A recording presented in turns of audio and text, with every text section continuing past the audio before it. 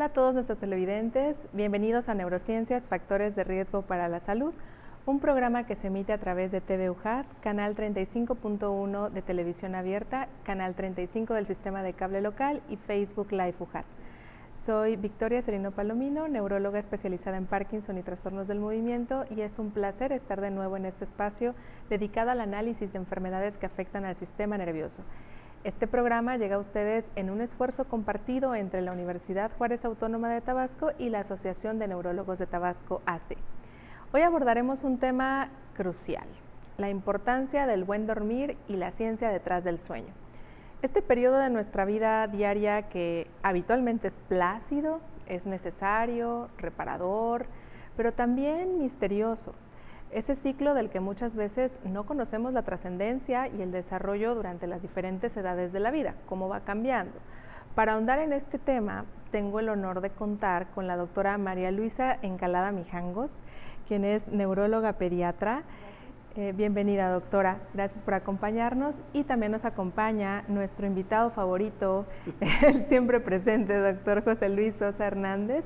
Él es médico internista, neurólogo clínico y neurofisiólogo. Bienvenido, doctor Sosa, como siempre. Muchísimas gracias, Vicky, de nuevo.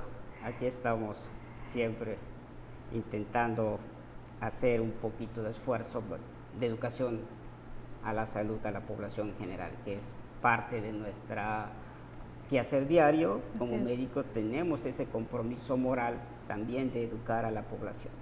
Dicen que la información es poder, ¿no? Y creo que aplica también para la información en salud. De esa forma, yo creo que empoderando a la población, a todos los que pues no estudiaron medicina, esa es parte de nuestro quehacer, tratar de informar y de que el abordaje a lo mejor incluso sea algo preventivo, ¿no?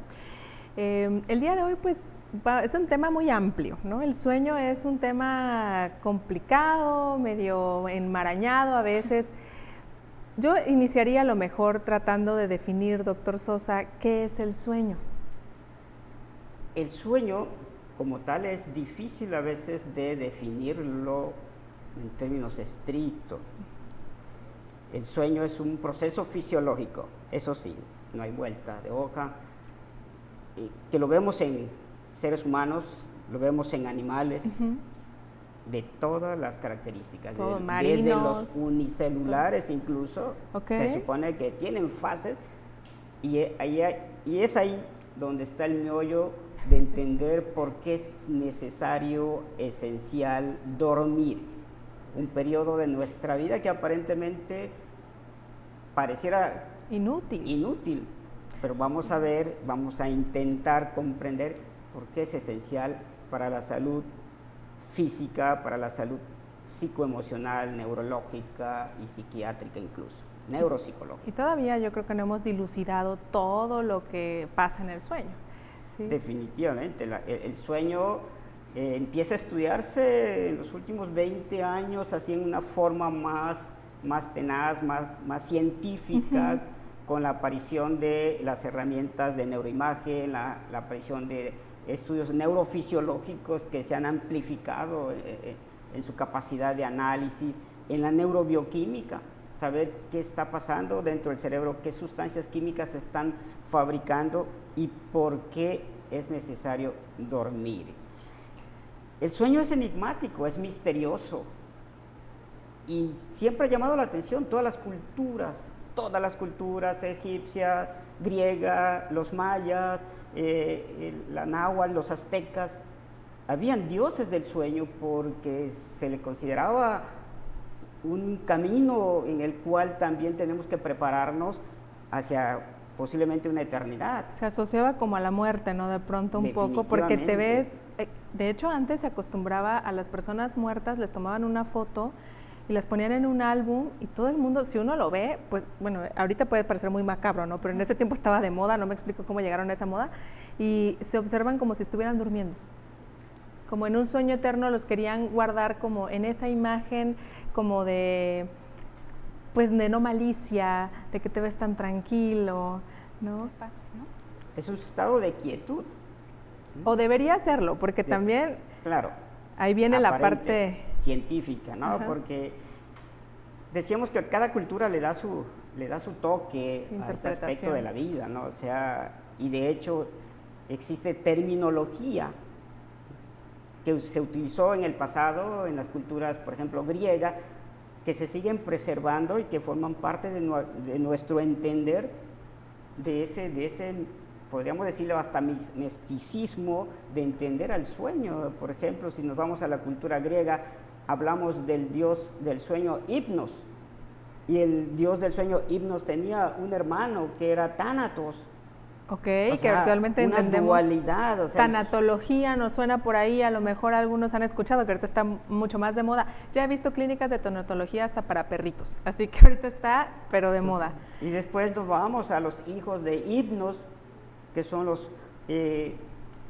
personajes con los cuales plasmamos el ensoñamiento, lo onírico. Entonces, ¿quién no ha escuchado a Morfeo? Claro. Morfeo, hijo de Hipnos. Me entrego en los brazos de Morfeo, sobre todo cuando no podemos dormir, ya Morfeo, llévame por favor. Esa mitología griega plasmada en una especie de ángel, en la cual te acurruca en su sala para que tú disfrutes. Qué romántico, qué bonito. Qué bonito, salvo cuando empieza la parte de las pesadillas, ¿no? Definitivamente. Entonces el sueño, desde ese punto de vista, pues es emocionante, es misterioso. Y también ha sido tema de inspiración en poetas, en escritores, en canciones. Claro, todo lo que nos resulta de pronto un poco enigmático, como que le vamos encontrando este significado más allá de lo que conocemos, de algo etéreo un poquito, ¿no? Y aquí me gustaría preguntar, que vamos a seguir platicando un poquito también de la parte cultural. Cuando somos, aquí me dirijo a la doctora porque es neuropediatra, entonces a ver, ilústrenos un poquito, ¿qué pasa con el sueño, por ejemplo, dentro del útero? Claro, finalmente nosotros estamos en un proceso de equilibrio, ¿no? Desde la formación, desde el proceso de gestación, y estamos en un proceso pasivo, ¿no? Donde nos nutrimos a través de lo que viene de nuestra madre, de la placenta, del cordón umbilical, proceso, ¿no? Pero uno de los órganos vitales de formación y que empieza ahora sí que su desarrollo desde los primeros 20 días postconcepcional, o sea, uno de los órganos más importantes pues, es el cerebro, ¿no? De que se unió el óvulo del espermatozoide, a los 20 días ya estás listo, el sistema nervioso está listo. Se valora, o ya empieza a ser íntegro y empieza a ser especializado posteriormente, es el sistema nervioso central, ¿no? Entonces, dentro de ese proceso pasivo, ¿no? Se están formando muchas estructuras, no solamente superficiales, sino profundas, y se está llevando a cabo un proceso de integración, donde se están formando, no los sueños, ¿no? Pero sí emociones, las partes cognitivas, las partes motoras posteriormente, ¿no? Para finalmente completarse en la mielinización, ¿no? Que es solamente ya el mayor auge es al nacer, ¿no? Pero el cerebro empieza a formar esas bases del sueño desde una etapa muy inicial, ¿no? Entonces realmente estamos en un proceso pasivo, ¿no? Donde los bebecitos tienen un menor tiempo para el proceso de vigilia y la mayor parte podemos decir que el 90% de las 24 horas, ¿no? Que dura el día, el 90% es un proceso de sueño, ¿no? En el recién nacido. En el recién nacido. Estamos hablando en el recién nacido, no prematuro, ¿no? Porque los prematuros son punto y aparte. Partiendo de que se inició con un proceso pasivo donde se dedicó a ganar propiedades y se formaron las estructuras que van a ser reguladoras del sueño. El niño cuando nace tiene sueños, vamos a decirlo así, hasta es bonito, ¿no? Porque el 90% del día se la pasa durmiendo, pero eso es lo normal, ¿no? ¿Y sueñan? No, los sueños no, todavía no, porque no hay esta maduración completa, ¿no? Porque luego obviamente ya enseguida vemos de que, ay, se está riendo, seguro está soñando con los angelitos. No, más bien son procesos todavía no integrativos, ¿no? Son muy, todavía ese proceso de formación, se está consolidando. Una integración, no podemos hablar de un proceso más allá de deterioro, desmielinización, de afectación, no más es congénito, pero no interviene esos procesos de índole mayor. Y ahí asumimos que la cantidad de horas de sueño que necesita un recién nacido es porque todavía su sistema está inmaduro. Estamos en un proceso así, es inmaduro, ¿no? Nuestra etapa de formación se completa, hablando del sistema nervioso central, se completa hasta la tercera década de nuestra vida, todavía sigue habiendo ciertas propiedades que se pueden ir adquiriendo, ¿no? Pero hablando del sueño, ¿no? Todavía no tenemos un sueño maduro como tal, una etapa de sueño, ¿no? Podemos hablar ya de un inicio o de un patrón de tipo circadiano, vamos a decirlo así. Día-noche, circadiano ya es que día-noche. entendamos eso, ¿no? Muy precozmente, a los 3 meses, es cuando las mamás van a decir, ya me deja dormir el niño, ¿no? Alabado, ya me bendito. deja dormir en las noches, ya no va a estar invertido ese ciclo, ¿no? Finalmente es un proceso donde es muy interesante porque estar en esa etapa de pasividad permite adquirir, ganar, ¿no? Ganar ciertas sinapsis, o sea, ciertas uniones neuronales, capacidades, estructuraciones que van a ser herramientas muy importantes para poder integrar un estado de alerta, un estado de vigilia, ¿no? Entonces, por lo pronto vamos a estar así. Despierto. Efectivamente, el estado de despierto ya adaptado a un entorno que era muy diferente, donde ya hay luz, donde ya hay ruido, que es un ambiente, un microambiente es el que tenía el bebé cuando estaba dentro de la pancita de la mamá, ¿no? Ahí lo único que saben es cuando la mamá comió, cuando la mamá se está riendo. Eres pasivo, pero ya estar en un proceso donde te vas a enfrentar autónomo a estimulaciones, a cambios en las luces, ¿no? Cambios sensoriales, pues ya tienes que estar preparado, ¿no? Entonces ya qué complicado. Amo la naturaleza, ¿no? Y todo eso es justo la naturaleza, o sea, es como parte evolutiva, ¿no? Sí, o sea, que tenemos ya como integrado en nuestros genes se activa esta indicación de tienes que hacer esta serie de pasos. Doctor Sosa, usted siendo neurofisiólogo que hace estudios de sueño, o sea, también hace estudios en lactantes, en niños muy chiquitos. El sueño tiene una arquitectura. Sí, definitivamente. Habíamos mencionado que en las últimas décadas el auge de estudiar el sueño se ha incrementado con la aparición de las herramientas nuevas. Existe un estudio con el cual ha sido parteaguas, que es la polisomnografía.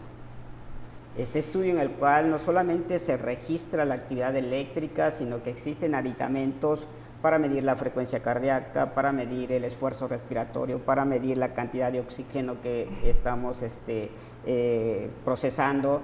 Entonces, todo esto, todas estas variables que se miden es lo que nos ha permitido saber que existe una patología del sueño, que existen enfermedades del sueño.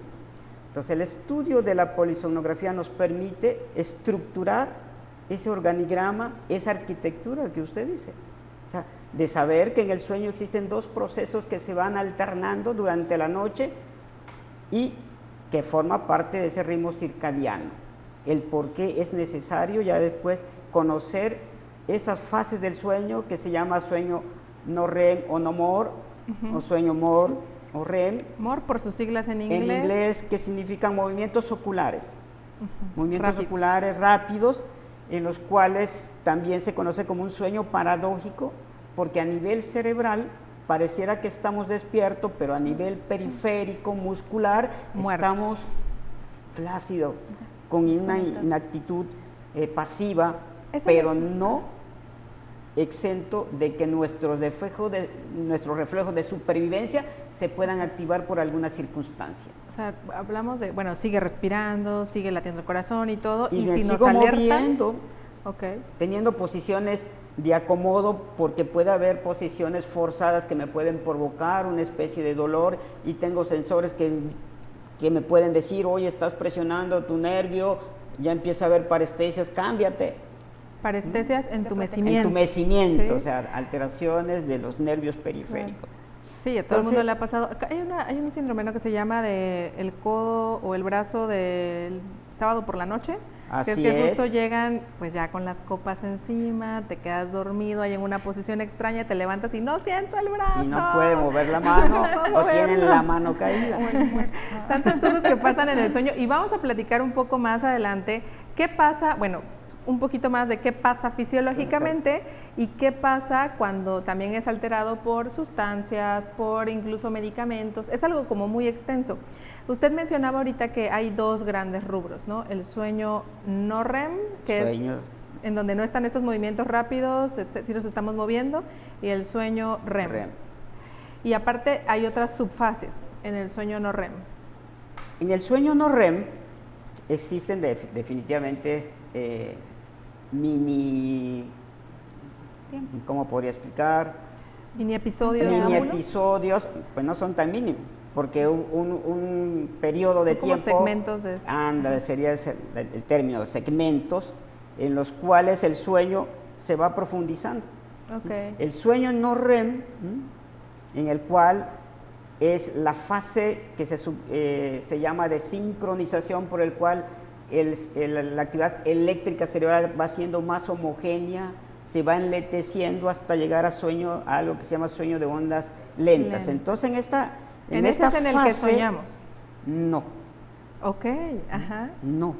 Entonces, esta fase de sueño no REM o de ondas lentas se supone que es el sueño más reparador, el llegar al sueño de ondas lentas. Pero ese es el objetivo. Forma parte del no REM, ¿no? No REM, sí. Okay. Muy bien, pues tenemos, o sea, digo, todo esto a lo mejor es mucha información para procesar. Primero vamos a estar mencionando constantemente ciclo circadiano, que se refiere, pues circadiano es bueno, como un círculo alrededor del día, vamos a decirlo de esa forma para que a lo mejor se entienda, que es día-noche, ¿no? Como vigilia-sueño, vigilia-sueño. Entonces, vamos ahorita a continuar platicando más de este tema que creo que está muy interesante. Vamos a una pausa y volvemos.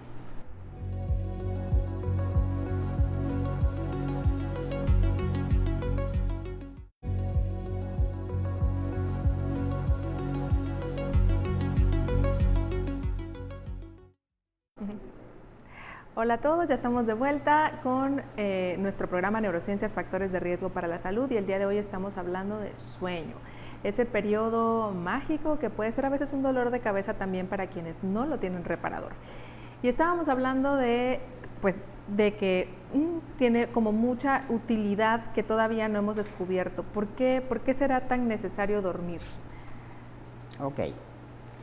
¿Por qué es importante dormir? ¿El sueño realmente es ese término, es reparador? Pues sí. Habíamos mencionado que en el sueño existe la alternancia de dos ciclos que se van ahí conjugando, y que la primera fase se llama sueño no REM. Es la primera fase que puede durar de 90 a 110 minutos.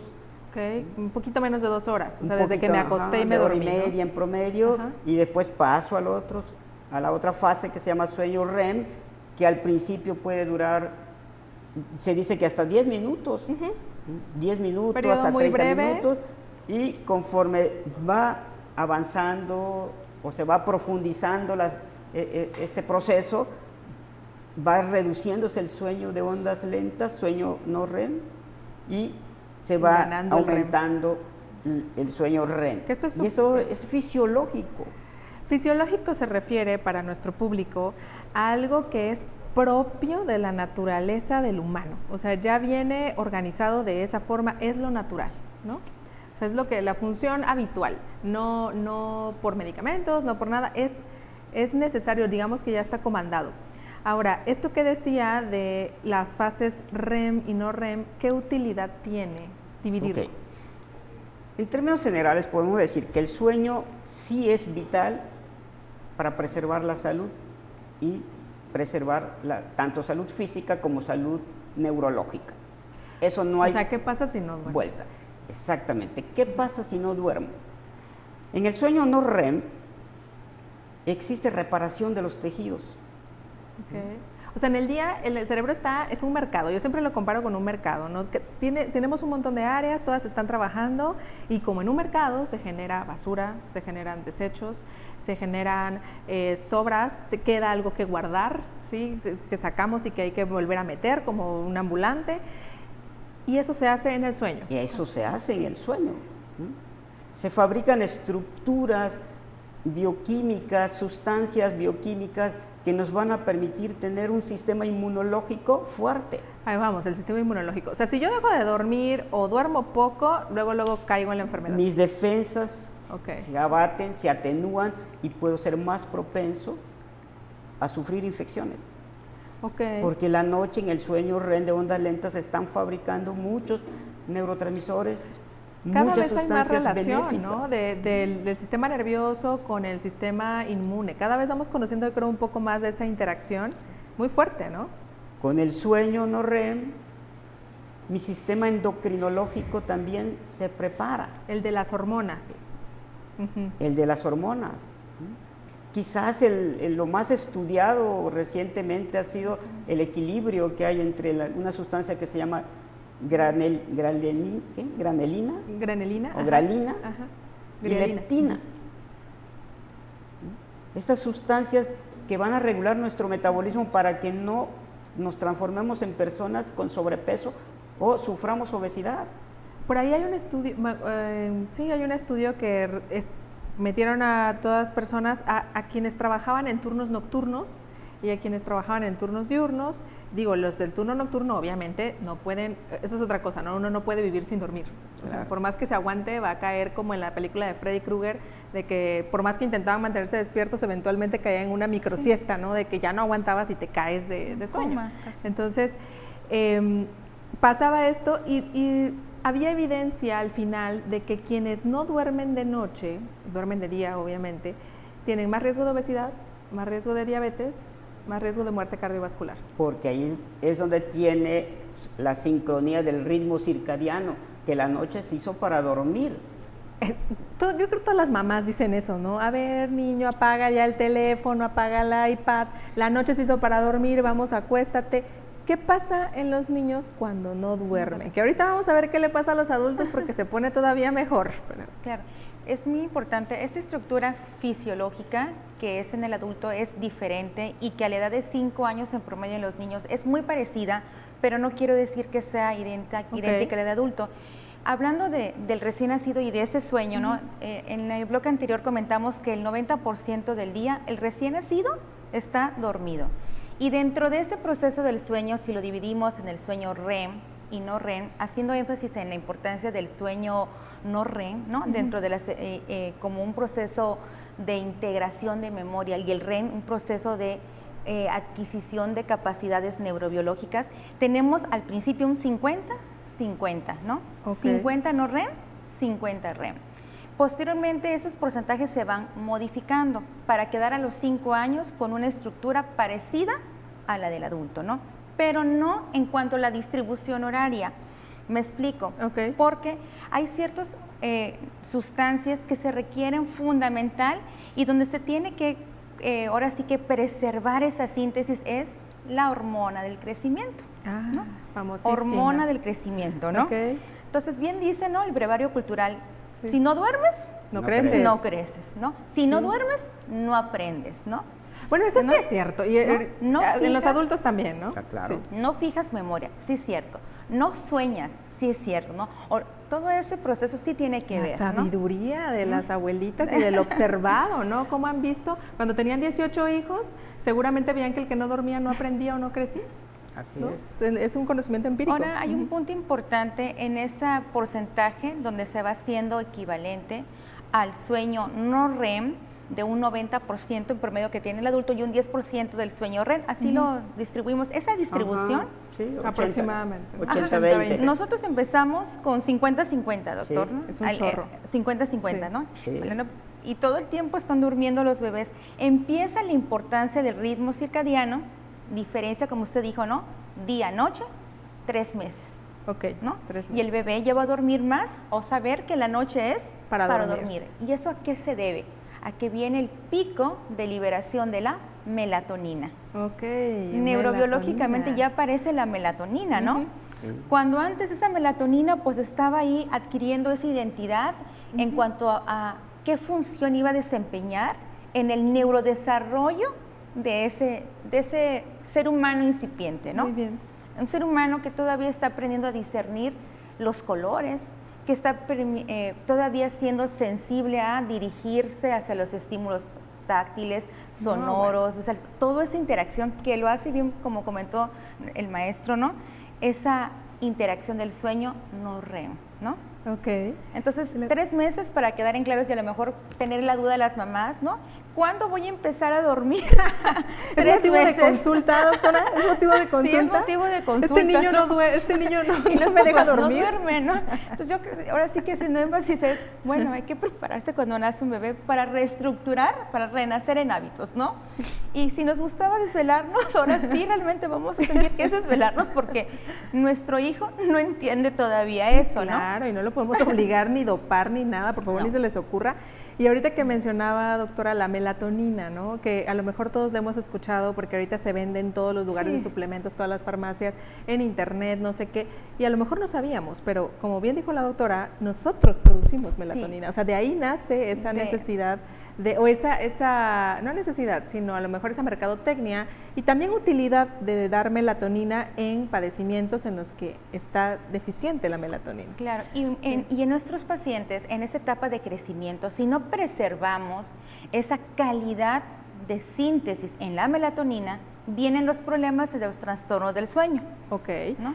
Donde nosotros como pediatras, a los que más nos enfrentamos es en relación a esa función de ciertos órganos, ¿no? Tálamo, ¿no? Okay. No tanto otra interacción, ¿no? Donde la síntesis adecuada de melatonina no se está dando de forma efectiva. ¿Y cuáles son las principales ahorita causas de que un niño no duerma bien? Híjole, ¿Es culpa de los papás? ¿Es culpa de la sociedad? ¿Es culpa de qué? Es que ¿Del calentamiento global?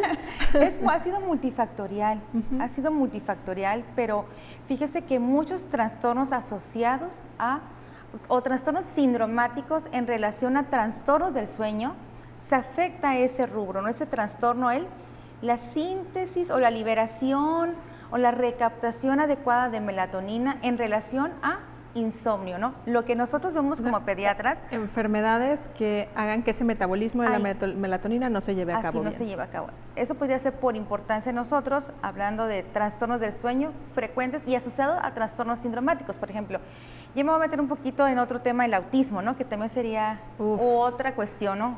¿Cuál es el trastorno del sueño más asociado? ¿Cuál? El insomnio.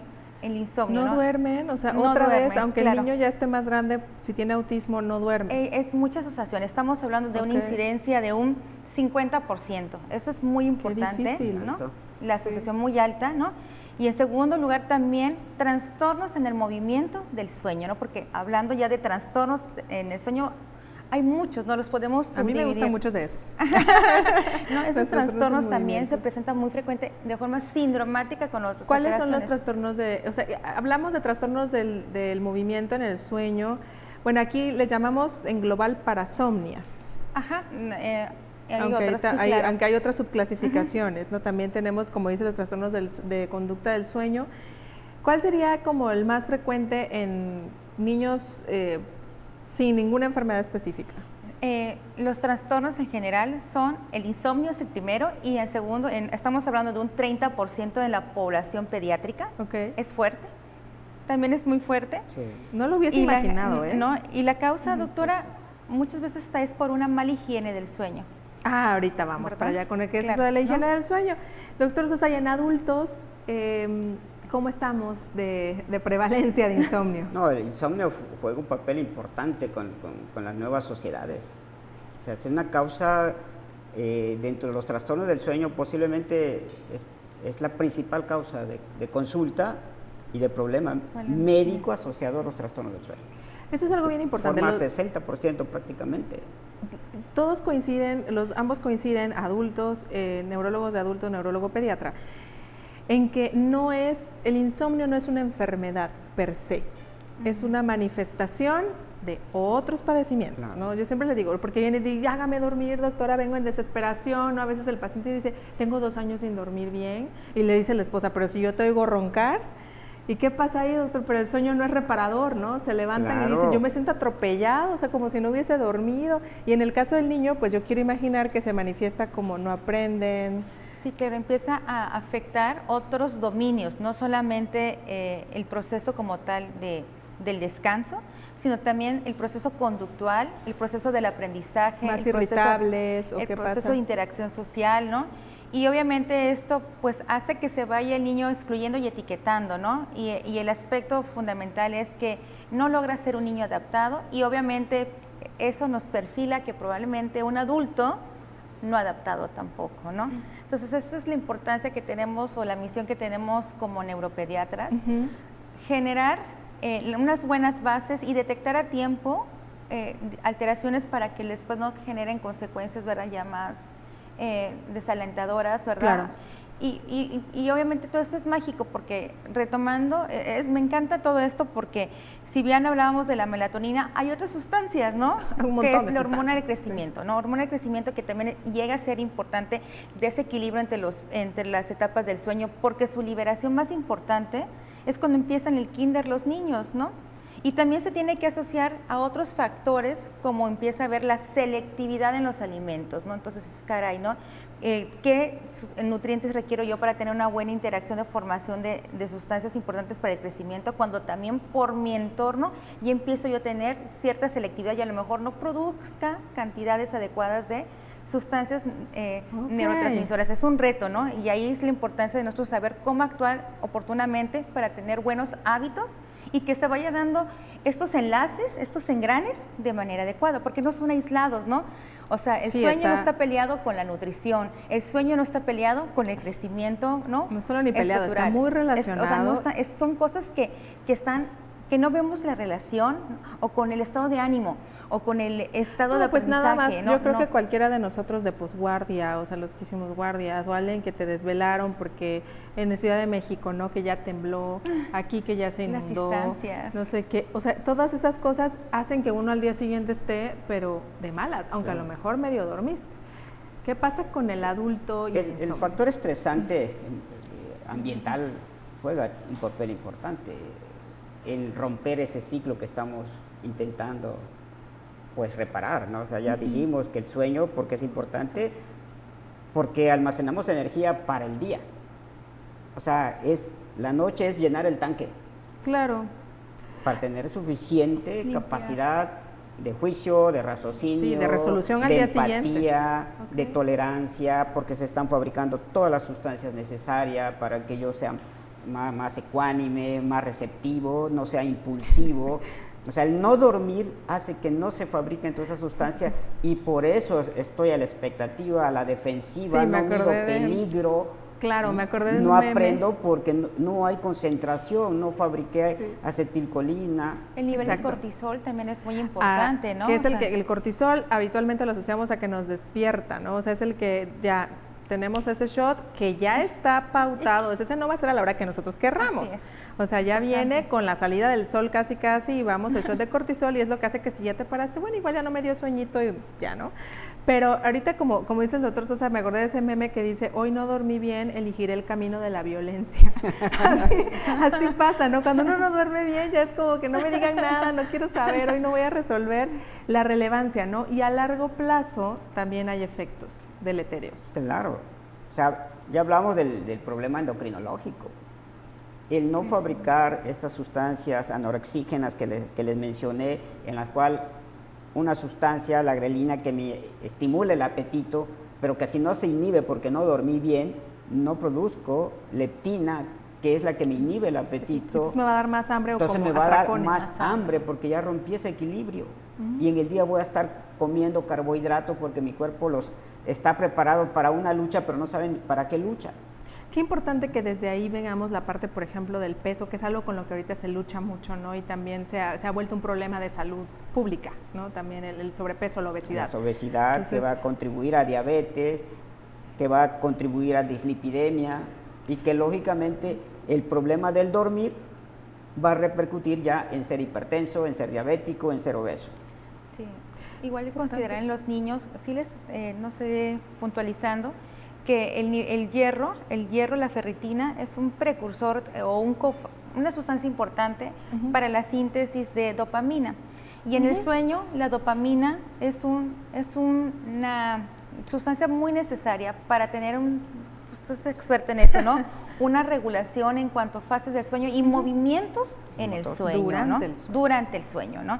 Entonces, ¿qué pasa? Es lo que decía, que esa relación... ¿Qué va a pasar con la dopamina? Y es algo fascinante, como ve, estamos todos muy emocionados con querer transmitir un poco más de esta maravillosa fase que es el sueño. Bueno, vamos a ir a una pausa, vamos a regresar y vamos a platicar más de la dopamina y el sueño. No se vayan.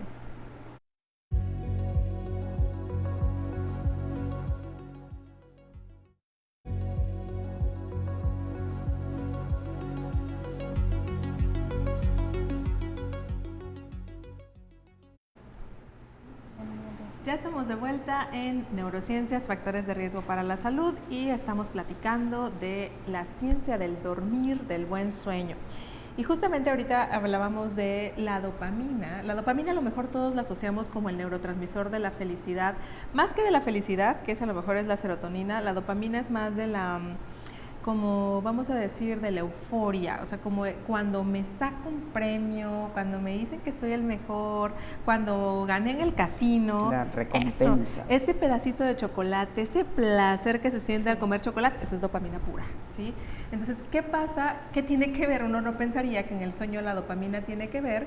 Cabe mencionar que las neuronas que producen dopamina, porque sí, señores, todos tenemos un grupo de neuronas que se dedican solo a producir dopamina, ¿sí? Se llaman neuronas dopaminérgicas o también sustancia negra porque tienen un colorcito como oscuro. Están todo el tiempo, cada segundo pulsando dopamina, la necesites o no, ¿sí? Entonces, ¿qué pasa en el sueño con la dopamina, doctora? Claro, cuando no regulamos esos niveles, ¿verdad? A través de los procesos que se tienen que dar o las etapas del sueño, puede ser, el sueño ¿cómo debe ser? El sueño es un proceso pasivo, vamos a pasivo, tranquilo, de relajación, a lo mejor para el observador, porque internamente no es nada pasivo, ¿no? Se está dando una estructuración muy paulatina y a la vez precisa, ¿no? Y tiene que ser precisa, pero en los niños sí. Para que se pueda sintetizar de forma adecuada la dopamina, tiene que tener un nivel adecuado de ferritina, de hierro, para que me entiendan. La anemia, una anemia sintomática tan frecuente en esa edad donde está el preescolar, el niño del kinder que no te quiere comer las cosas que te las tira, que no quiere comer frijol, que no quiere comer lo saludable, que no quiere comer la calabacita. Ay, ¿cómo le hacen ahí? ¿Lo amarran o qué? Buscar las estrategias adecuadas, ¿no? Imagínense, ¿no? Y que tiene que tener un buen sueño. Es difícil, ¿no? Lograr ese equilibrio entre un buen nivel de dopamina, dado porque hay una relación con un precursor que viene del hierro, ¿no? Y que pueda tener un movimiento adecuado durante el sueño, ¿no? Y entonces aquí hay que hacer énfasis en que ciertos trastornos del movimiento pueden presentarse en asociaciones a que estamos detectando en su consulta pediátrica una anemia, ¿no? Y mágicamente, ¿no? Corrigiendo esa anemia puede mejorarse el sueño. Como pasa también en los adultos con el síndrome de piernas inquietas, ¿no? Claro. Así es. Que también es un trastorno del movimiento nocturno que puede ocurrir antes de dormirnos o ya dormidos y que se mejora mágicamente también mejorando el hierro. Que hay evidencia sostenida de que incluso aunque los niveles de hierro salgan normales, hay una mala utilización de ese hierro y eso genera ese trastorno del movimiento. Definitivamente. O sea, hablando, quizás para complementar un poquito el sueño REM, ya hablamos de todo lo beneficioso, la reparación, las sustancias que nos permiten estar listo para iniciar un nuevo día. Como dice la doctora María Luisa, cero tranquilo, mucha actividad en la noche, mucha actividad. La última fase del sueño, el sueño REM, o la segunda fase, porque no es la última fase, es una alternancia que hay entre estas dos fases. Uno de los principales objetivos de su existencia que se ha observado, debe de tener más porque se me hace muy compacto que nada más sirva para consolidar la memoria. Bueno, pero es que no es un proceso tan sencillo, doctor. Entonces, se dice que durante la fase de sueño REM es donde todo ese basural que se hizo, como dices, todo eso que esa algarabía de compra y de venta que se generó, o sea, quedan desechos. Si ese desecho no se saca del cerebro, se acumula. Esa reparación de los tejidos que hubo, si no se sale todo ese desperdicio, va a causar una toxicidad. Sí, sí. Por lo tanto, es la fase en la cual se está absorbiendo toda esa sustancia para que no vaya a intoxicar al resto del tejido cerebral. Y no es algo a lo mejor agudo, o sea, en agudo ya dijimos, un desvelo nos puede producir que yo me levante irritable, no me levante, elige el camino de la violencia, ¿no? Pero a la larga, o sea, va generando, como dice el doctor Sosa, para que nos demos una idea, nosotros tenemos en el cerebro sustancias que van a tratar de reparar, o sea, que van a formar moléculas, neurotransmisores, etcétera, otras que van a pasar, ya lo usaste, a recortarlo y a volverlo otra vez moléculas simples para reutilizar todo eso porque nosotros en qué momento, o sea, aquí no le metemos nada, o sea, todo está ahí mismo, se recicla, o sea, es autosuficiente, siempre y cuando le demos sus periodos adecuados para esa autosuficiencia, si no entra en desequilibrio, ¿no? Y pasa esto, se acumula. ¿Y qué se acumula? Se acumulan sustancias del desdoblamiento de todas las proteínas prácticamente, son las que empiezan a quedar y a oxidarse, y lógicamente son tóxicas y empiezan a haber radicales libres en ese tejido cerebral. O sea, ¿qué pasa con un basurero si se va ampliando? Va ocupando lugar y se va destruyendo tejido bueno, se va deteriorando la capacidad de la neurona de almacenar información, de comunicarse entre neurona y neurona, las sinapsis se van destruyendo, claro. O sea, se van formando los ovillos famosos, degenerativos, el beta-amiloide, una sustancia que se llama beta-amiloide se va acumulando, que es tóxico, y lógicamente va a llevar que una célula intoxicada fallezca, se muera, y ya no va a almacenar información, y entonces sí, mi memoria, como yo le digo a los pacientes, el cerebro es como una planta eléctrica, fusible que se funde, luz que se apaga. Y cada transformador que vaya apagando, pues se va a ir menos iluminando mi vida. Y si bien no se contagia, o sea, tenemos una arborización, o sea, dentro es una red, ¿no? Sí. Entonces, eso también, lo bueno y lo malo se contagia, o sea, esto de la plasticidad cerebral también. Ajá, sí, justamente que cuando comentaron la formación de sinapsis, de puentes, de conexiones, ¿no? Donde el sueño REM es el distintivo, ¿no? El que coordina esa orquesta, por decirlo así, es el maestro de ceremonias para lograr esa integración sináptica, ¿no? Lo cual a mí, en un niño en crecimiento, es importante que se logre esa etapa, que no se corte, ¿no? En un proceso, vamos a decir, normal, se tienen que lograr de 7 a 9 ciclos donde se alterna el REM con el no REM, ¿no? ¿En el adulto? ¿7 a 9? En el adulto es menor, con 4 a 6 ciclos se supone que es suficiente. Se repara. Que eso se alcanza. Un poquito más. Que eso en teoría se alcanza en promedio en 7 horas. 7 horas. En el adulto. 7 horas. O sea, dijimos 6 ciclos, pero ya dijimos que cada ciclo tiene no REM, REM, y sumados pues tardan más de 1 hora, entonces por eso es que se requieren. De ahí salen el que los niños deban dormir 9 horas, 8 horas. Sí, claro. A veces parece muy, vamos a decir, modo invernadero, ¿no? Cuando digas, ¿y cuánto debe dormir un niño? Y que aconsejemos, de acuerdo a la edad, 10 horas, ¿no? Y si vemos cómo se ha afectado nuestro estado de integridad nutricional, ¿no? ¿Por qué somos uno de los principales lugares de obesos en el mundo como mexicanos, ¿no? Porque también restamos la importancia a un buen dormir, para fines prácticos, y usamos ¿no? muchos estimulantes, ¿no? Los azúcares añadidos, esto también hace que el niño no le damos duerma. importancia, creemos que un niño va a ser sano porque esté despierto mucho tiempo, ¿no? Y desgastándose mucho tiempo, y no durmiendo mucho tiempo, ¿no? Como que no valoramos el importancia. Le damos chocomil en la noche. O el café, doctor, o café también, ¿no? Cafecito, ¿no? Cuando vamos a decir bebidas carbonatadas, cuyo nombre no vamos a mencionar. Entonces, para fines prácticos, es muy diferente las horas de sueño para un niño en edad preescolar, un escolar y un adolescente. Ok. Para fines prácticos, de esas 19 horas, 20 horas que dormía el bebé, para un preescolar recomendamos 12 horas de sueño, o sea, 50% del día, incluyendo las siestas, es bien claro, ¿no? Okay. Supongamos que un niño haga unas 2 horas de siesta, un preescolar, 2 horas de siesta y 10 horas de sueño. Ese niño tendría que estarse yendo a la cama a las 8 de la noche. Me explico, porque entran al colegio muchas veces. A las 6. No, doctor, no es particular, es tradicional lo que nos ofrece nuestro gobierno, ¿no? O sea, es 9 de la mañana es la entrada al kinder, ¿no? Sí. Al que no es de gobierno, porque el que es de gobierno, ¿verdad? Porque ese particular, los pobres muchachitos a las 6 de la mañana ya tienen que despertar para irse al colegio particular. El kinder, doctor, ¿no? Pero ni el ya sol entran ha a las salido. 7, ¿no? Supongamos que es particular. Tiene que levantarse a las 6. ¿A qué horas debe estar dormido? Máximo a las 8 de la noche. Y lo ideal para que sean sus 12 horas, 6 de la tarde. Pero ese muchachito a las 6 de la tarde ni siquiera muchas veces ha hecho algo de actividad, ha cumplido con una buena alimentación. Entonces, ¿cómo están los tiempos Balancear esa desfasados? Y no mantenemos ese equilibrio en relación a qué, a un buen dormir. Lo giramos en torno. Total, vamos a clase de esto, vamos a necesitar a esto, pero no karate, importa que ballet. le restamos al sueño. Mi hijo va a ser genio. Genio, Sí.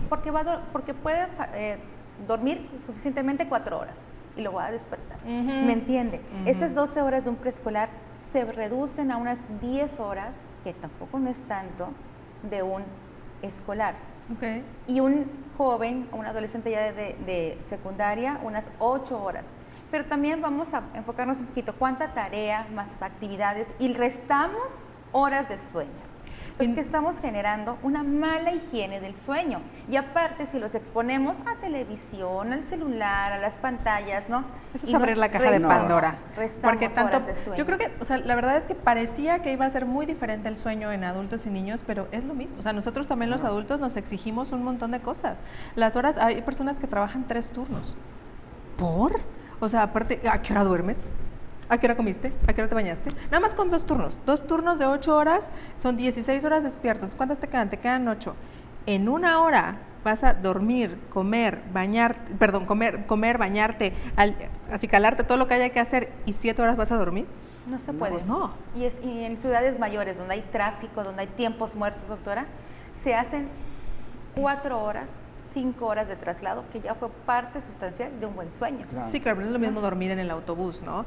Y, doctor, ¿y qué pasa con nosotros? Porque también tenemos esa o sea, como esa demanda, ¿no?, externa de productividad, de hay que estar todo el tiempo. Incluso, bueno, históricamente también, antes de que existieran siquiera las pantallas, artistas, genios, consideraban que dormir era una pérdida de tiempo. Sí.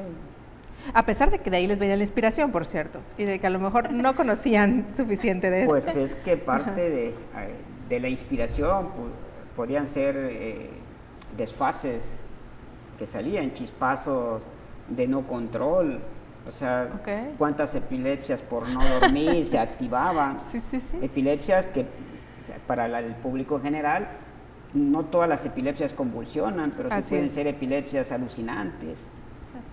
De hecho, Ok.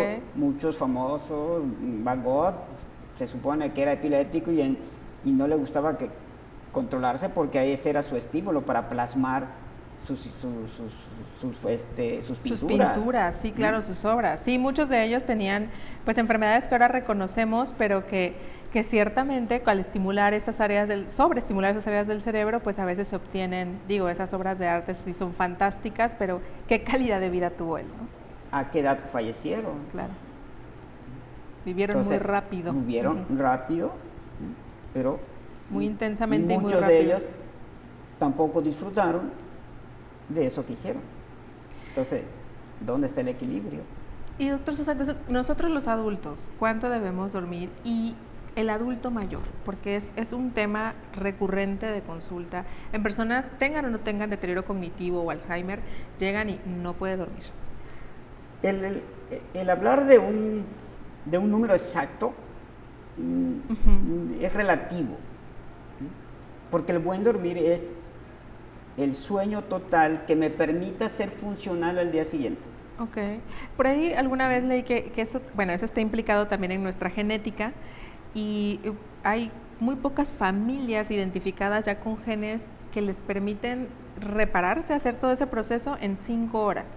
O sea, que ellos con 5 horas ya lo estudiaron a esa familia y dijeron, ellos sí, con 5 horas quedan, o sea, de adultos, pero pues no somos la mayoría. No, claro, definitivamente. O sea, 6, 7 horas. 6 a 7 horas es, supongamos que en nuestra población actual, en nuestra dinámica industrializada, cuando menos 6 horas debería ser lo ideal. Lo mínimo, pero lo mínimo. ¿estaremos acaso teniendo más prevalencia de enfermedades pues del neurodesarrollo, en este caso déficit de atención también, y del lado de los adultos neurodegenerativas, Parkinson, Alzheimer, todas sus primas, a cerebrovascular, a infarto? claro. Okay. Es cierto, también somos más longevos, que forma parte también de la misma edad la aparición o la activación de todos estos trastornos. Pero definitivamente para ser productivo para ser felices de acuerdo a nuestra adaptación que hemos tenido, porque como individuos claro, fuimos nos teniendo un hemos proceso. adaptado. Como mensaje final a nuestra audiencia, me gustaría que puntualizaran, así como rápidamente, medidas de higiene de sueño en niños, doctora.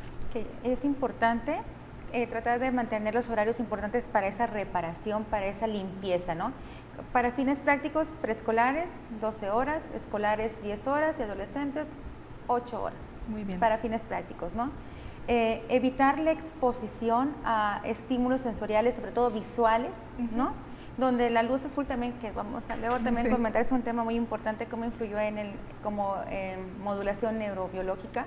La exposición a esa luz azul debe restringirse 2 horas antes de que yo haga un proceso rutinario, ¿no? También en cuanto el proceso de digestión, también se asocia mucho a que se favorezca un buen desarrollo del dormir, ¿no? No comer y acostarte a dormir, no tomarte el café, no comer la aunque pizza. quieras no puedes porque tienes reflujo. Así es, pero en los niños no hay ese reflujo, pero sí podemos prever que sean unos adultos, ¿verdad? Que no tengan esas molestias. Entonces, el dormir bien. Generalmente, ¿qué es lo valioso de la vida? Un buen sueño. ¿Qué es lo valioso de la vida? Un buen hábito alimenticio, un buen deporte, ¿no? Entonces, el sueño sí es importante, ¿no? Las 2 horas de no estímulos sensoriales, ¿no? 2 horas previas no comer nada, ¿verdad? Y valorar la importancia, ¿no?, de las horas del sueño. Actividad física. El ejercicio, se hace énfasis ahorita para bajar de peso, para conservar figura. Se aconseja que no debe de ser más una hora antes de dormir, de acostarse. Ya deberías. Sin embargo, sí es ideal hacer ejercicio. Se ha visto que es una gran medida para mejorar la calidad del sueño. Ya se han hecho comparativos, entonces los invitamos a ejercitarse, pero no por la noche, no una hora antes de acostarse. Y pues se nos acabó el tiempo en hablar de este tema súper interesante. Siento que no explotamos totalmente a nuestros ponentes. ¿Sí? Les agradezco mucho a la doctora María Luisa Encalada Mijangos, al doctor José Luis Sosa. Gracias por su participación en nuestro programa Neurociencias, Factores de Riesgo para la Salud. Y por supuesto a ustedes también, amables televidentes. Gracias por acompañarnos en esta emisión de Neurociencias. Recordemos que las acciones del día a día, nuestros hábitos y cuidado diario siempre serán el mejor aliado en prevención de problemas de sueño. Para más información y actualizaciones, síganos en nuestras redes sociales, en Facebook como Asociación de Neurólogos de Tabasco AC y en Instagram como ANTAP-AC. Nos despedimos hasta la próxima edición de Neurociencias, Factores de Riesgo para la Salud. Hasta pronto.